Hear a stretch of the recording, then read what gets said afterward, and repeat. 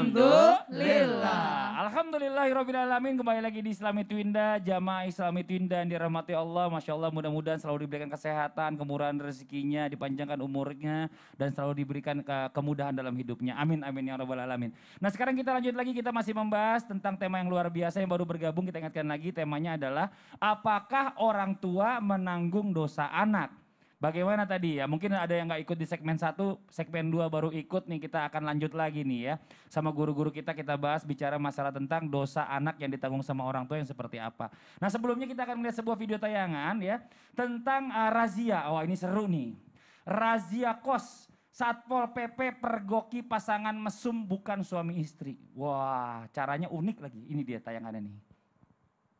Satpol PP menemukan satu wanita bersama dengan 2 orang pria di dalam kamar kos di lingkungan Kuwung, Kelurahan Meri, Kota Mojokerto, Senin 30 November 2020. Dalam razia kamar kos ini, petugas menemukan 3 pasangan bukan suami istri. Saat razia di rumah kos Jalan Raya Meri, petugas menemukan 2 pasangan bukan suami istri sedang berada di dalam kamar kos. Saat membuka pintu kamar kos, petugas menemukan pasangan bukan suami istri itu dalam kondisi tidak mengenakan busana. Pasangan tersebut terlihat panik dan segera mengenakan baju. Iya, kita udah lihat tayangannya ya. Mungkin tadi nggak digambarkan semuanya seperti apa cara menggerbekannya, tapi yang jelas ini nauzubillah min zalik ya, ada satu wanita dengan 2 laki-laki di dalam itu nih. Nah ini kita orang bodoh aja kita berpikiran ya, kalau mereka itu udah pasti berzina gitu. Ya itu adalah satu dosa besar ya. Terus bagaimana jika berzina ini yang melakukan anaknya, tapi orang tuanya bagaimana? Apakah ikut kena? Karena orang tuanya kan gak merestui yang namanya keinginan anaknya untuk menikah. Mungkin seandainya gitu ya kan. Jadi anaknya memakai cara-cara lain. Tapi kalau yang ini sih tadi udah keterlaluan. Kalau 2 laki-laki kan bukan nikah niatnya ini. Nauzubillah min zalik. Ustadz Maulana mau izin penjelasannya Ustadz Maulana. Makasih banyak. Izin Ustaz Asifah dan Ustaz Sam. Bismillahirrahmanirrahim. Jamaah yang dimuliakan oleh Allah, berbicara tentang perihal bagaimana perbuatan dosa anak yang diakibatkan karena orang tuanya, mohon izin. Betul tadi kata Mas Fadli, udah pantas untuk nikah dan dia mau menikah tapi orang tuanya sudah menghalang-halangi. Atau sudah ada yang lamar tapi ditolak-tolaknya. Hati-hati ketika anak tidak diberikan lantas dia melakukan dosa, tidak diizinkan lantas dia melakukan zina, maka bisa jadi orang tuanya mendapatkan dosa zina anaknya. Harusnya diarahkan, harusnya dikasih jalan keluar. Ya memang mohon maaf ada sesuatu dalam hal ini kita harus jaga diri. Kalau memang kita tidak bisa tahan maka berpuasalah. Kalau tidak bisa menikah berpuasalah. Pak Antas Ustadz Maulana sering puasa ya Ustadz Sifa ya. Bikin rajin ya. Iya Ustadz Syam ya. Iyalah harus puasa. Jamaah yang dimuliakan oleh Allah. Nah bagaimana ini? Akibat dosa anak ini disebabkan karena perbuatan orang tuanya. Sehingga ketika anak itu akan disiksa di neraka. Dia berkata, jangan saya aja. Penyebab saya melakukan dosa karena orang tuaku tidak pernah mendidikku. Tidak pernah melarangku. Tidak pernah. Contoh kecil, saya dosa jauh-jauh deh. Jamaah yang di rumah mohon maaf tanpa menggurui, mengingatkan aja. Kalau waktu subuh ada nggak kita membangunkan anak-anak kita yang tidur? Nggak usah terlalu jauh ke perbuatan zina. Ada nggak kita membangunkan anak kita ketika dia tidur di waktu subuh? Kadang-kadang dia berkata, kasihan dia lagi ngantuk. Biarin aja, dia kan masih kecil. Nggak ada urusan. Nggak ada urusan. Mohon maaf. Sekiranya. Iya. Langsung nunjuk gitu. Maksudnya Sasam apa jadi ini? anaknya. Oh maksudnya itu Nah, ya kan. Mas Fadli jadi orang tuanya. Oh iya. Maaf Sipa menjadi istrinya. Iya. Ibunya ceritanya Sasam. Anaknya kok udah tua banget ya. Iya. Tua anak-anaknya. Tua anaknya daripada ibunya. Sasam ini masih muda. Tapi Ustaz Sifa lebih muda. Kan ini fragmen. Oh, Ya Allah. contoh ya Allah. Oh, ya Iya, udah, boleh. Kita Ini kan cuma Iya. contoh saja. Sasam tidur. Subuh. Subuh. Brok. Bangun. Aduh bentar Subuh. dong. Sholat. Ayah jangan dibangunin masih kecil, kesian deh. Nggak ada urusan nanti gimana kalau seandainya ini dosanya dia siapa yang mau tanggung nanti Aduh ya, kasihan dia ini. tuh belum cukup waktu tidurnya. Eh, Anak-anak itu harus Lebih cukup baik waktu saya tidurnya. teriak-teriak sekarang daripada nanti dia disiksa di neraka. Bangun, ayo, Tapi bangun, subuh. ya, ini Tunggu dulu. ganggu kesehatannya. Patung dong. Akbar. Klik.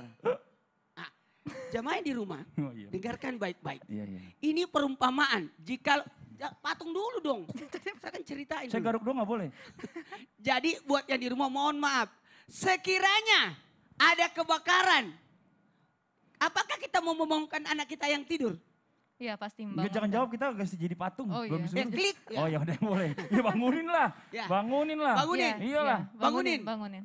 Mau dibangunkan. Ya. Nggak mungkin Iya. ditinggalin kan? Harus dibangunkan anak itu. Iya. Jadi sama halnya dengan ini. Masa kita membiarkan anak kita tertidur lantas waktu subuh sudah masuk, waktu salat sudah masuk. Lalu kita biarkan anak kita tertidur. Begitulah perumpamaan jika ada terjadi kebakaran. Apakah kita membangunkan anak kita yang tidur atau tidak? Pasti membangunkan. Sebenarnya ada api lebih besar daripada itu. Yakni ketika kita membiarkan anak kita tertidur atau tidak menjalankan kewajibannya. Ini perumpamaan. Jikalau sudah terpenuhi, sudah diajarin, maka kembali lagi kepada anaknya. Nah, yang penting sebagai orang tua intinya sudah mengingatkan, Sudah memberikan mengajarkan, bekal. ya. Betul tadi kata Iya. Tausiahnya Sasam. Kan kembali lagi sama dia. Iya, kalau anaknya nggak mau tanpa penglihatan orang tuanya tidak melakukan, ya bukan Betul. tanggung jawab orang tuanya Ya, lagi Ikhtiar gitu. maksimalnya sudah. Ya Iya. sudah ada usaha dari orang tua. Iya. Tapi yang paling hebat itu bukan pengawasan orang tua. Iya. Tapi pengawasan keimanan. Masya Allah. Nah sekarang kita punya video lagi nih ya. Bicara masalah tentang anak ini nggak ada selesai-selesainya. Ada anak ngutang ya, terus dia nggak bayar, yang ditagih ibunya. Aduh gemes banget kita ngelihatnya nih. Ini dia tayangannya nih. Beberapa wanita sebagai penagih utang datang di kediaman seorang ibu menagih utang anaknya yang dikatakan telah lama tidak dibayar-bayar. Mereka datang ke rumah tersebut untuk mencari anak dan menantu ibu ini menagih hutang yang telah beberapa lama tidak dibayarkan. Utang anak dan menantunya disebutkan senilai ringgit Malaysia 10.000 atau setara dengan 34 juta. Menurut penagih utang, pasangan suami istri yang berutang telah lama menghilang dan sulit dihubungi sehingga mereka terpaksa ke rumah orang tuanya. Iya, kalau kita bicara masalah tentang lalai, manusia ini tempatnya lalai, tapi bukan berarti menyepelekan nih Ustazah Syifa nih. Betul sekali. Apa yang terjadi kita lihat ini kan sesuatu yang disepelekan nih. Yang namanya dia berani mengambil tindakan untuk ngutang, pas giliran bayar nggak dibayar. Nah ini apa, orang tua wajib membayarkan yang namanya hutang anaknya nih yang sudah tidak dibayar dalam jangka waktu yang lama. Supaya dosa anaknya ini bisa terhapuskan dari dosa hutang. Mohon izin Ya, penjelasannya. siap Tafadhol. Mas Fadli, Ustadz Syam, Ustadz Maulana, para guru-guru yang ada di rumah. Bismillahirrahmanirrahim, pembahasan mengenai hutang. Hutang ini adalah salah satu makanan pokok sehari-hari di realita masyarakat saat ini. Dari dulu sampai sekarang sebenarnya ya. Ya kalau nggak ngutang nggak hidup, ada yang punya prinsip seperti itu. Padahal kita tidak perlu berhutang kalau memang kita masih bisa menahan keinginan kita. Jadi membeli sesuatu, menginginkan sesuatu itu lihat kebutuhan bukan keinginan. Kalau melihat keinginan pasti kita kerjaannya tiap hari ngutang terus. Nah dalam terminologi fikih muamalah, hutang ini disebut dengan qard atau dain, hutang. Ya ayyuhalladzina amanu idza tadayantum bidainin ila ajalin musamman faktubuh. Wahai ya ayyuhalladzina amanu, orang-orang yang beriman, kalau kamu melakukan hutang piutang hendaknya dicatat. Kenapa? Takutnya lupa. Nah kalau sama orang kita rajin nyatet, terkadang sama keluarga sendiri, sama saudara sendiri, kita sepele, tidak mau dicatat. Ya, akhirnya yang terjadi adalah hubungan kakak dengan adik bertengkar, tidak lagi saling sapa itu gara-gara hutang. Hubungan orang tua dengan anak tidak baik lagi gara-gara hutang dan lain sebagainya. Jadi dalam hutang itu kalau kita lihat rukun dalam berhutang itu ada 3. Yang pertama adalah mukrid. Mukrid itu adalah orang yang memberikan pinjaman. Yang kedua muktarid. Muktarid orang yang berhutang. Dan muktarot. Muktarot itu adalah barang atau uang yang dihutangi. Objek yang dihutangi. Jadi 3 rukun ini harus dipenuhi dalam berhutang. Nah sekarang kita fokus kepada mukrid dan muktarid. Mukrid itu orang yang memberikan hutang dan muktarid orang yang berhutang.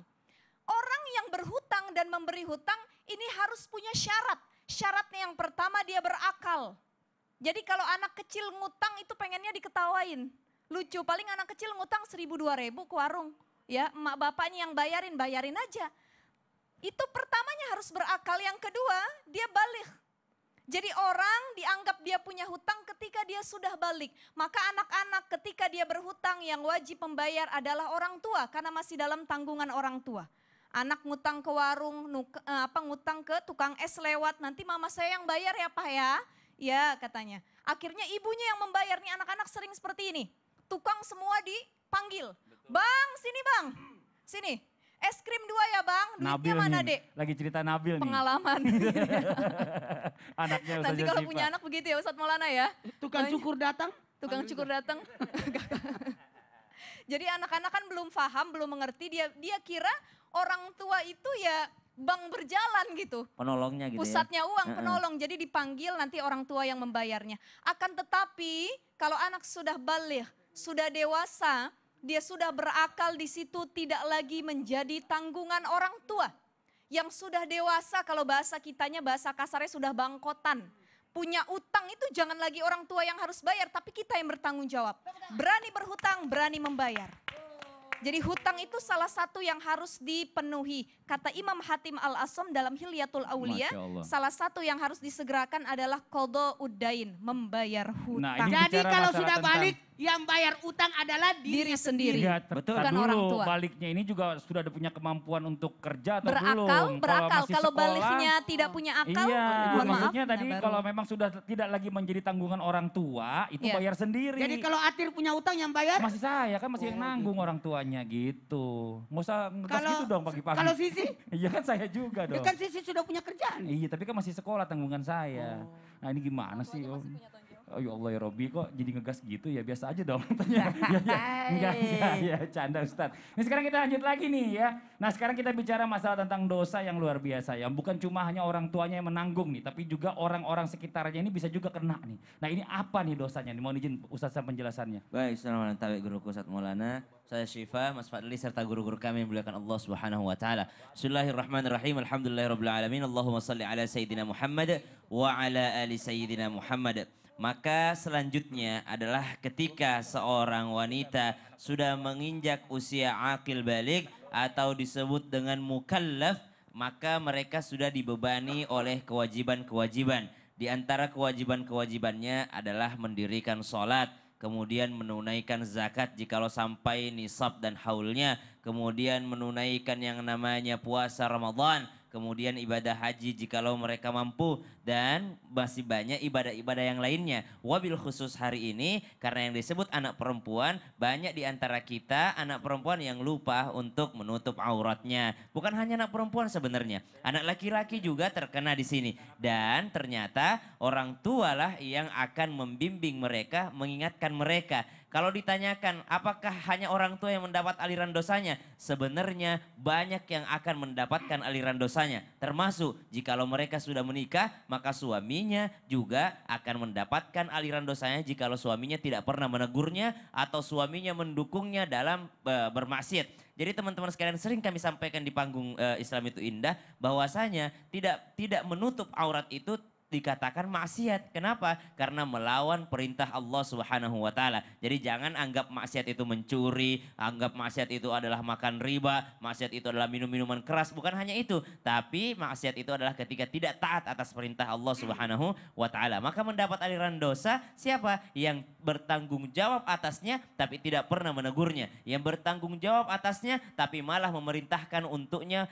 bermaksiat. Udahlah, misalnya dia kepada istrinya, udahlah sayang, kamu kelihatan tua kalau pakai hijab, nggak usah pakai hijab lah. Nah ini masih banyak yang terjadi seperti ini. Atau misalnya dia mengatakan, aduh kenapa sih pakai hijab gede-gede amat hijabnya, udah hijab kecil aja dulu. Misalnya yang seperti itu. Walaupun mungkin ulama berbeda pendapat tentang masalah panjang hijabnya atau segala macam model hijabnya. Namun tentunya Allah Subhanahu wa taala memberikan kita perintah untuk menutup aurat. Kemudian dalam Al-Qur'an disebutkan begini, ba'da naqul a'udzubillahi minasyaitonir rajim. Wal 'asr innal insana lafi khusr illa alladhina amanu wa 'amilus shalihat wa tawasaw bil haqqi wa tawasaw bis sabr. Semuanya rugi manusia kecuali mereka yang beriman dan beramal soleh. Dan kalau tidak ada dua hal ini, maka kita juga bisa mendapat aliran dosanya. Jadi makanya tadi pertanyaannya, apakah ada yang lain mendapat aliran dosa? Siapa itu?